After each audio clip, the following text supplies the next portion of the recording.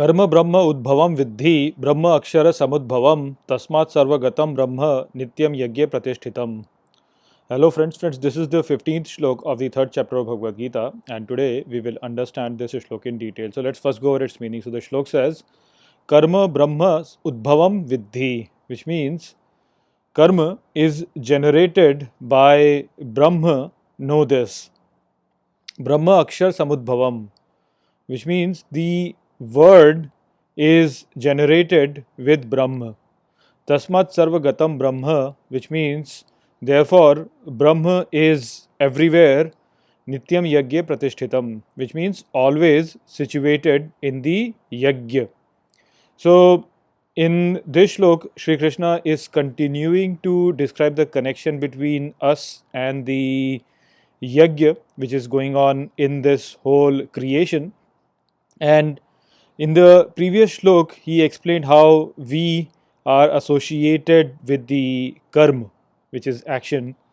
And in this shlok, he is now going to explain how the karma or action is associated with the divinity, which is Brahma, the absolute Godhead, and how that is performing the yajna in this whole creation.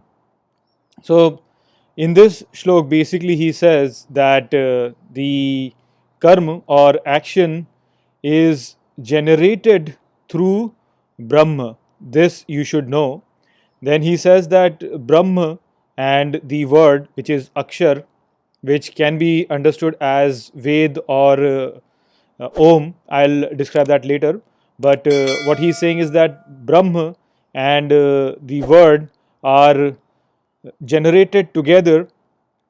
Then he says that therefore, since the word is located everywhere, therefore Brahma is located everywhere, and Brahma is always situated in the yajna. So, the interpretation of this shlok can be carried out by both Mimamsa and the Sankhya philosophies. And as I've already told you, that my bias or my inclination is more towards the Sankhya philosophy. But since Bhagavad Gita is a text which is for all the Hindus, therefore I do respect the Mimamsa interpretation of this shlok also. And so I will explain both of them to you over here. So, based on the Mimamsa interpretation, which is actually the more accepted interpretation of this shlok, what is being said over here is that karma is generated by Brahma, is what it's saying.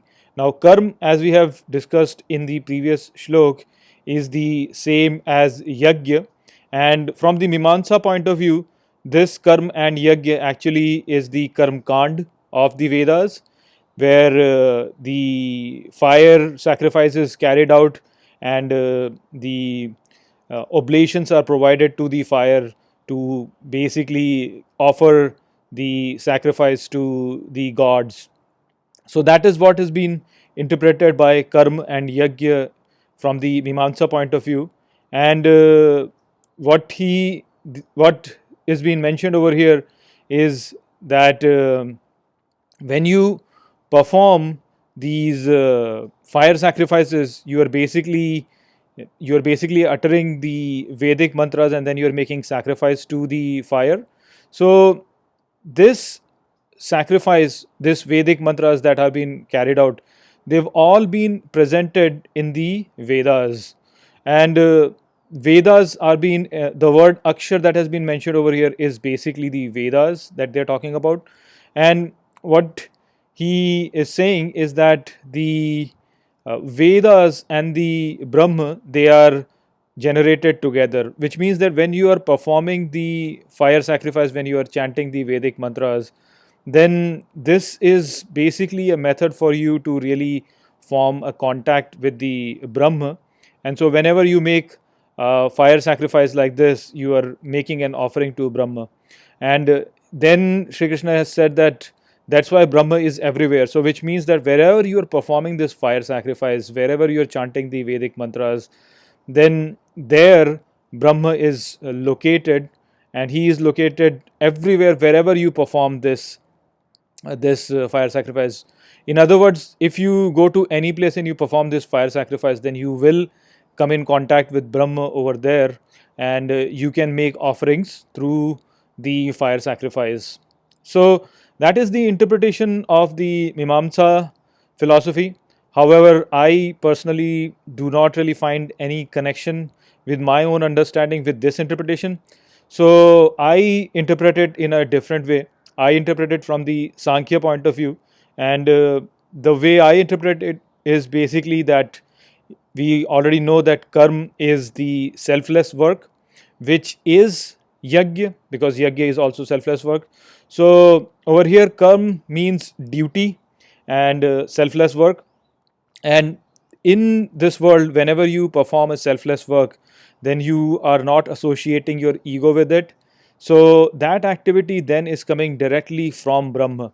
In other words, any selfless act which is performed in this universe is actually performed by Brahma himself. So that's why he's saying karma is generated from Brahma. So the selfless work is generated from Brahma.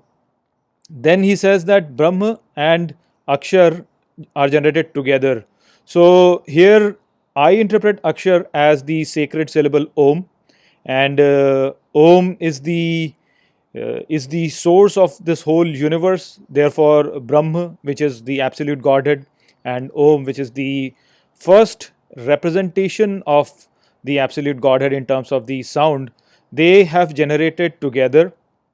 Then he says, therefore, Brahma is everywhere, which again means that since the sacred syllable Om is everywhere, because this whole universe basically manifested from this sacred syllable Om, therefore, Brahma is everywhere.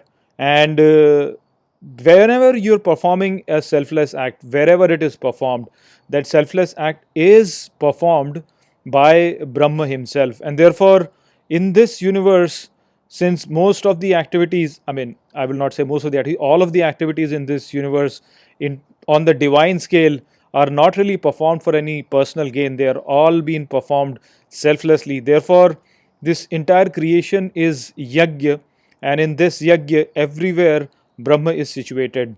So, whenever a selfless act is performed by you as a human being or by any being as such, then in that act, Brahma is always located.